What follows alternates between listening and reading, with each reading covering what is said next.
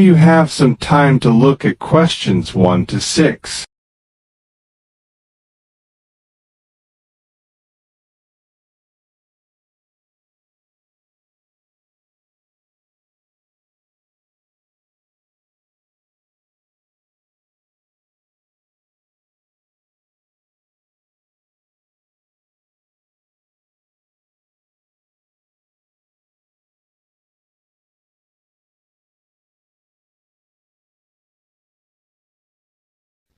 Now we shall begin. You should answer questions as you listen because you will not hear the recording a second time. Now listen carefully and answer questions 1 to 6. Good morning. May I help you? Oh, good morning. Is this the Student Job Center? Oh, yes. I was wondering if perhaps you could tell me a bit about the job. You know, the hotel recruitment program that offers a range of work at the hotels in the area. Of course. Take a seat, please. I'll take you through some of what we have on offer. Thank you so much. Oh, wait a second and I'll get my pen. Okay. The first job is reception assistant at the Parkview Hotel. The Parkview Hotel has quite an international flavor, so you'll need to speak at least 2 foreign languages. Sure. I can speak fluent French and Spanish, so that's no problem. Good. And many guests, of course, travel by car, and you may have to take their vehicles around to the car park. So you will need to have a valid driving license, and you will not be allowed to do the job if you haven't. Okay, I got that. Right. And they also say that basic computer skills, such as word processing, would be an advantage, although this isn't a requirement. Well, I just got my computer skills certificate, so I have no worries about that. This is quite a varied job.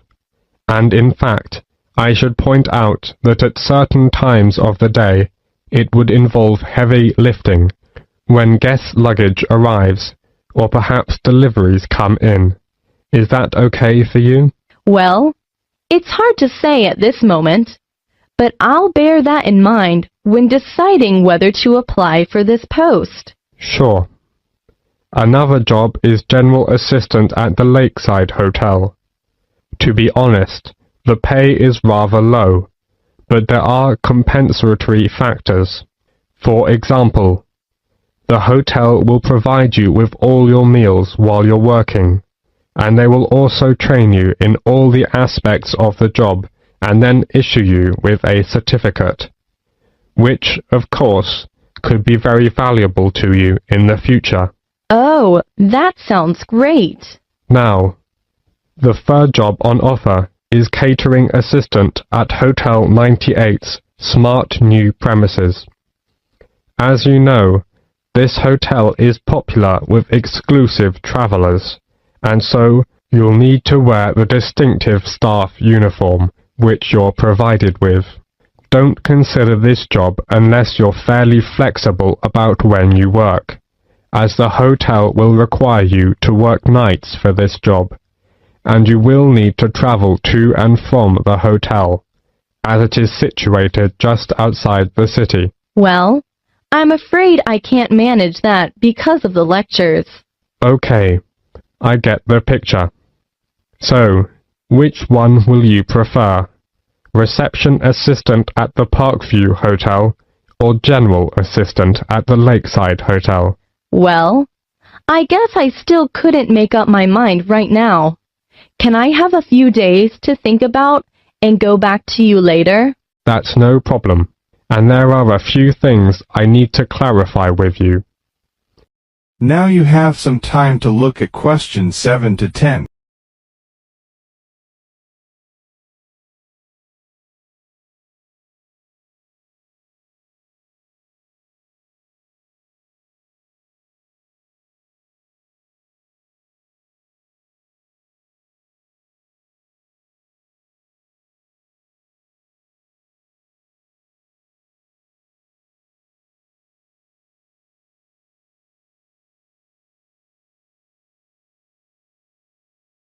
Now listen carefully and answer questions 7 to 10. If you would like to apply for one of these jobs, you will need to follow the recruitment process. Mom. So the first thing you'll need to do is to fill in one of these, a personal information form. It's pretty straightforward and should only take you a few minutes. Once you've done that and handed it in, we'll give you a questionnaire about your skills. We then look through the information about you and pass on our recommendations to the relevant hotel. Yes, sure. You will then proceed to the next step of the process and attend a general course of training.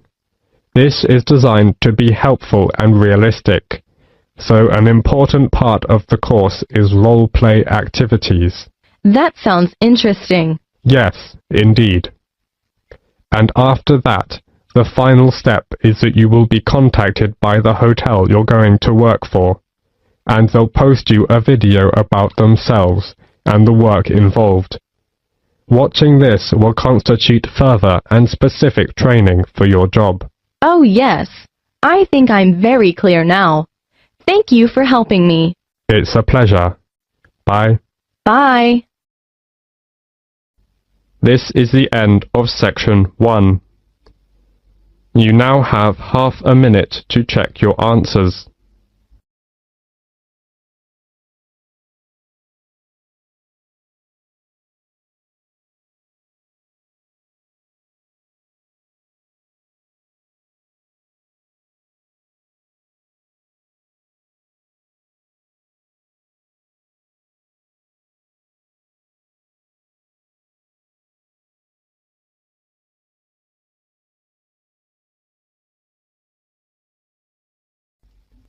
Now turn to section 2. You will hear a doctor from a medical center giving some information about the center. Now listen carefully and answer question 11 to 14.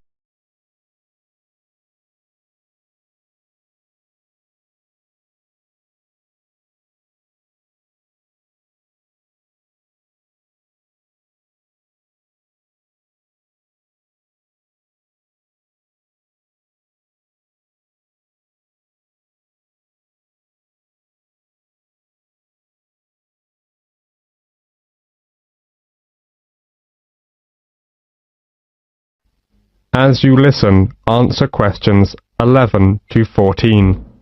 Good morning, everyone. I'm John Smith, the General Practitioner of London Fields Medical Centre, and I'm very glad to give you a brief introduction about our practice and some suggestions about how to see a doctor here. Our receptionists are usually the first point of contact and are here to help you. They have a lot of information to hand, and in most cases will be able to help you with your inquiry, ensuring you see the most appropriate clinician. Okay, right. Well, the first thing to do is to register. We can only accept new patients who live in our practice catchment area. To register with us, you will need 2 proofs of address, such as bank statements or tenancy agreements, plus 1 form of ID, such as passport or driver's license.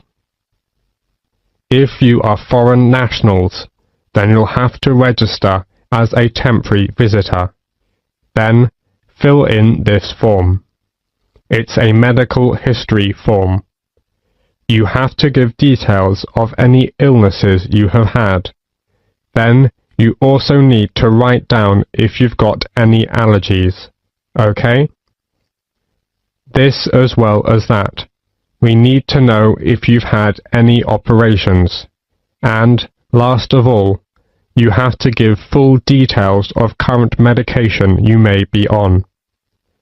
This as well as that. You need to fill in this registration card. This is for your personal details. That's your full name, address, and telephone numbers. Okay? and we also need to make an appointment for you to see the doctor for a new patient health check. It'll just take about 15 minutes, that's all. It's just a basic checkup really. Before the speaker goes on with his introduction, look at questions 15 to 20.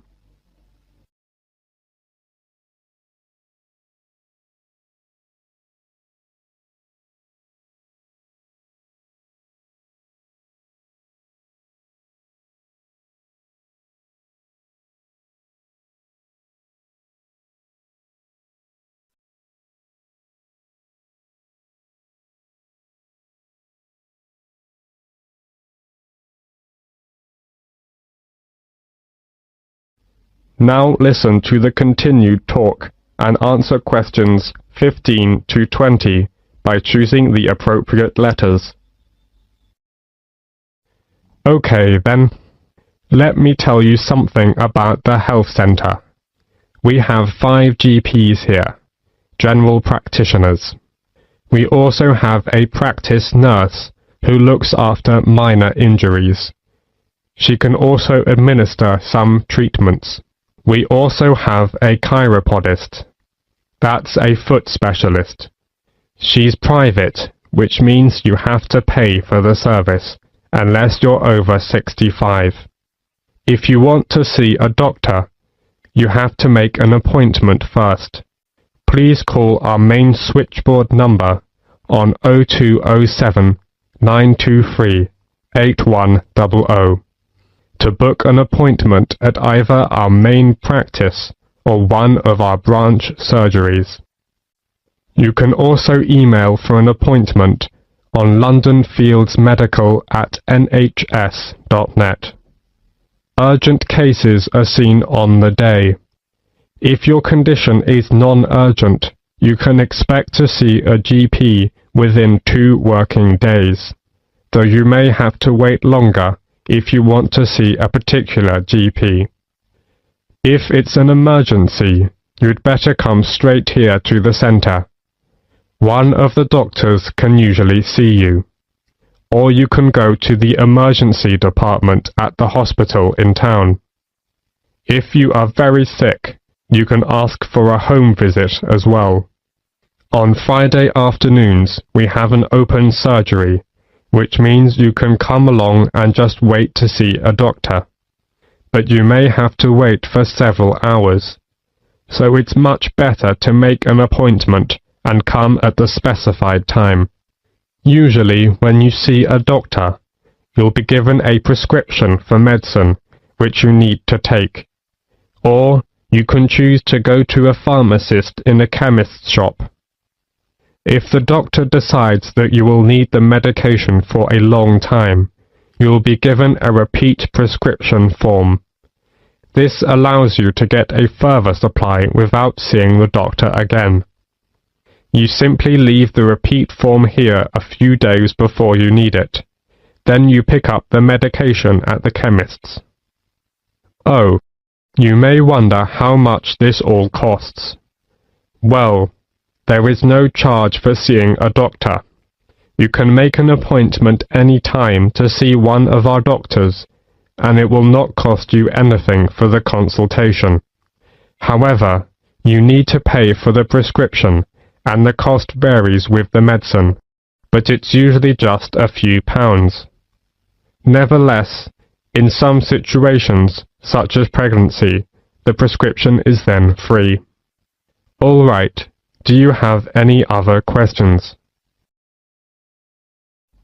That is the end of section 2. You will have half a minute to check your answers.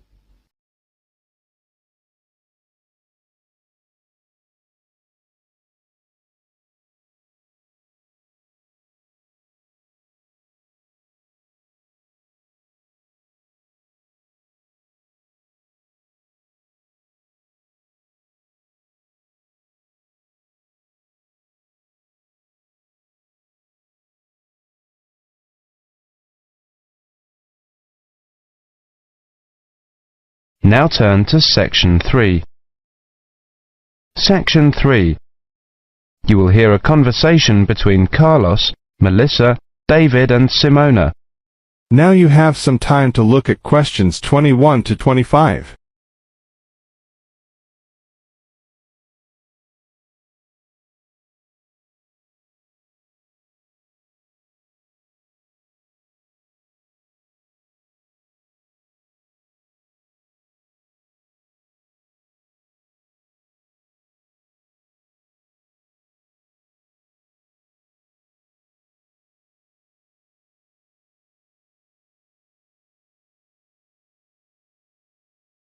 Now listen carefully and answer questions 21 to 25.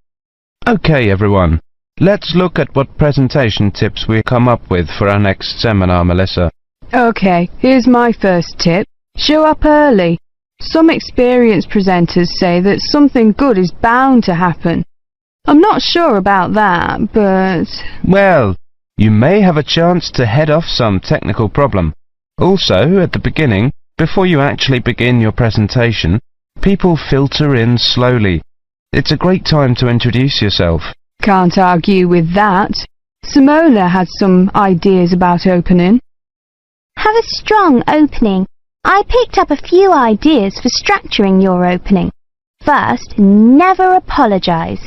If you're worried the presentation won't go well, keep it to yourself and give it your best shot. Besides, people are usually too preoccupied with their own problems to notice yours. I like that. Open by addressing the following 3 questions. What's the problem? Who cares? What's your solution? Excellent suggestion. David, you've gone quiet. Well, my next suggestion is PGP. That means that with every subtopic, you should move from the particular to the general and back to the particular. Even though the purpose of a subtopic is to convey the general information, bracing it with particulars is a good way to draw attention and promote retention. I've got another one. This might not be a tip so much as a law. Give everyone at least one piece of paper. A piece of paper is a record from your presentation. People can use that to help recall the details of the presentation, or better yet, to tell others about it. The next tip I have is know your audience. This is, of course, a general piece of advice for public speaking. See if you can find out what styles of information a presentation they are most familiar and comfortable with.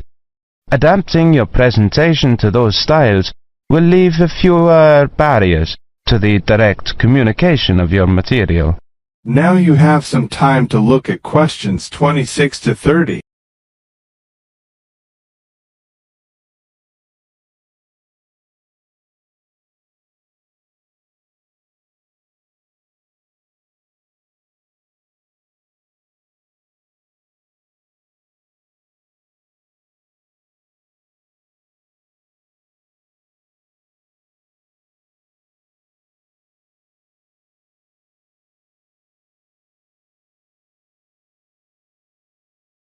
Listen carefully and answer questions 26 to 30. I like that idea.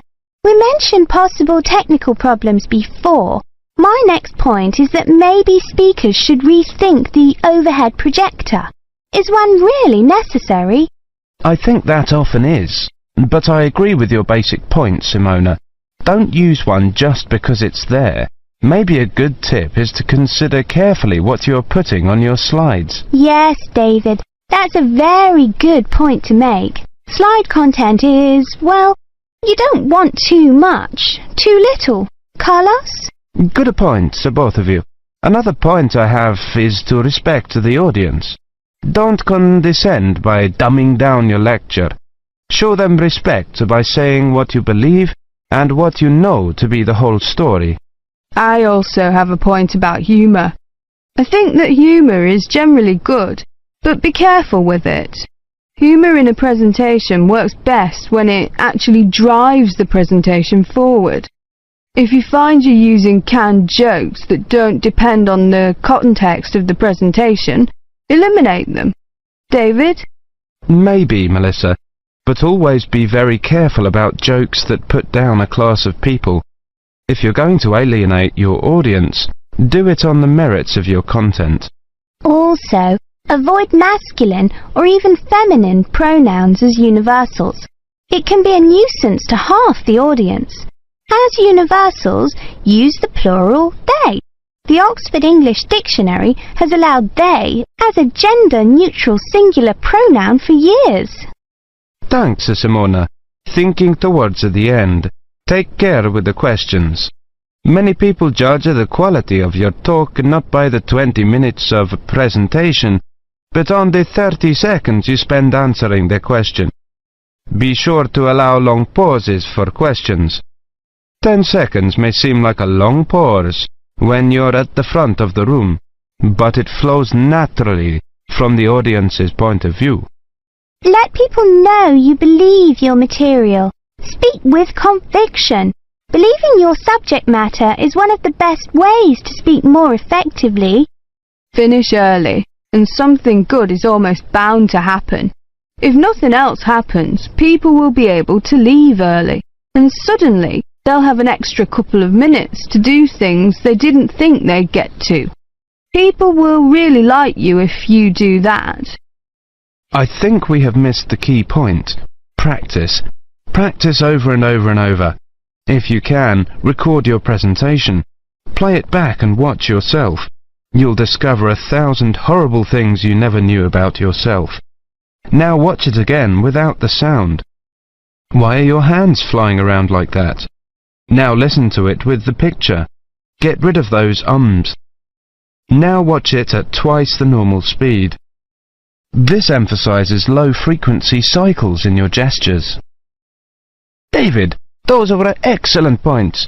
I have one more, something quite simple, but often overlooked. I read that the two most dehydrating things you can do in a modern civilization are live presentations and air travel. I don't know if it's really true, but the message is that the way to stay sharp is to drink lots of water. Take care of your body, especially your voice. If possible, avoid alcohol too. So, we've got to organise these points now. That is the end of section 3. You now have half a minute to check your answers.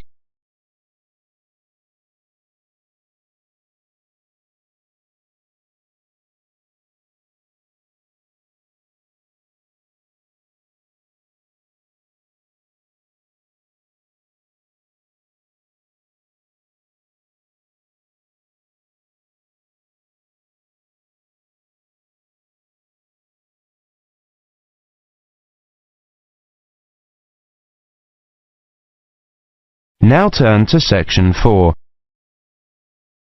Section 4. You will hear a monologue on the subject of the Celts. Now you have some time to look at questions 31 to 37.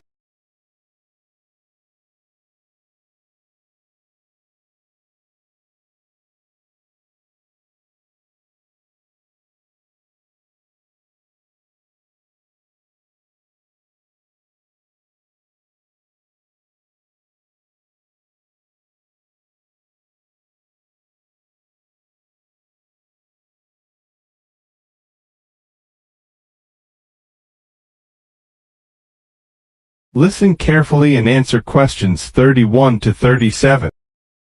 Welcome to this introductory lecture on the Celts. Who were the Celts?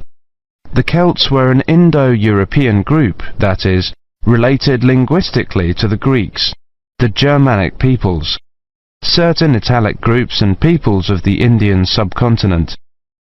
They arose in Central Europe at the beginning of the first millennium BC, and were an iron-using and horse-rearing peoples. By the end of the first millennium BC, their cultural group had spread up and down the Danube and Rhine, taking in Gaul, Ireland and Britain, across Central Europe into northern Italy and northern Spain. Their roaming across Europe led some of the Celtic tribes to sack Rome in 390 BC, creating a fear of the northern barbarians that was to haunt Romans for hundreds of years to come. The Celts are defined archaeologically by the type sites of Hallstatt and Latene, the former being taken to relate to an earlier phase of cultural development. Hallstatt, an ancient salt mining area, was excavated from 1876 onwards by the Viennese Academy of Sciences, and provided the first classification of the prehistoric Celts. In 1858, the waters of Lake Neuchâtel in Switzerland sunk to a low level, revealing a large prehistoric settlement with a huge number of surviving artifacts. The nearby town of Latene gave its name to the second phase of Celtic cultural development. However, please note that these phases overlap through time and are defined according to geographical area. Let's look at each of these, taking the Hallstatt first. Hallstatt culture is characterized in 4 stages. A and B were during the Late Bronze Age, from about 1200 to 700 BC. C was in the Early Iron Age, from about 700 to 600 BC. D was from about 600 to 475 BC. The Hallstatt culture spanned Central Europe, with its centre in the area around Hallstatt in central Austria. There were 2 distinct cultural zones, the eastern and the western. At the start of the period, long-distance trade was already well established in copper and tin, the basic requirements for manufacture of bronze. From about 700 BC, trade in iron also became established. The Hallstatt area also already controlled the trade in salt, crucial when there were few other means to preserve food. Control of these 2 crucial trade goods, iron and salt, provided the basis for the accumulation of wealth and influence. From 800 BC, some burials of rich people can be identified in Central Europe, with grave goods such as wheeled wagons and iron swords. Hallstatt C saw the construction of fortified hilltop settlements to the north of the Alps. These had burial mounds holding very high-quality goods, such as vehicles and expensive imported treasures. By the time of the Hallstatt D period, these increasingly extravagant burial mounds were clustered around a few major hill forts to the southwest of the region. This suggests a development and a concentration of wealth and social power, possibly based on the development of Massilia, present-day Marseille, as a Greek trading port. The expansion of luxury trade brought greater opportunities for profit and helped to create an increasingly stratified society, with the development of a wealthy nobility. Now you have some time to look at questions 38 to 40.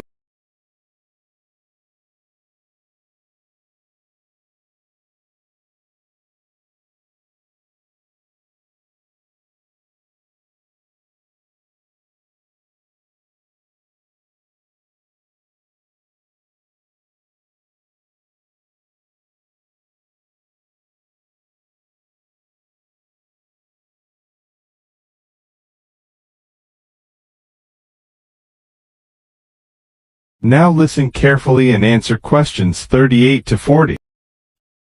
Over the period from 1846 to 1863, 1,000 graves were found at Hallstatt, with an astonishing range of artifacts, including clothing and salt mining equipment, as well as weapons, jewellery, pottery, and imported bronze vessels in the chieftains' graves. The Latene era was the time of Celtic expansion and migration, and the time of formation of the myths. The Latene culture is named after the site in Switzerland where it was first discovered. The Latene people were those known to the Romans as Gauls, originally found in an area from eastern France to Bohemia. The Latene culture spread rapidly from about 400 BC. The Latene Celts settled in Spain in 450 BC, in northern Italy in 400 BC, invaded Rome in 390 BC, invaded Greece in 279 BC, invaded Galatia in modern Turkey in 270 BC. By 200 BC, they occupied the lands that are now Britain, the Netherlands, Brittany, Belgium, Germany and Switzerland. There is much debate over how much of the expansion into Britain was achieved through invasion and settlement, and how much was the expression of cultural transfer that accompanied trade and reflected the commonality of kinship and language of many tribes. There is little evidence for actual migration of Latin people into Britain. Nevertheless, it does appear that the Latin culture was more militarily focused than the Hallstatt one. The Latin graves across Europe hold iron weapons, swords and spearheads, and wooden shields, as well as everyday items such as razors, yokes, cauldrons and jewellery.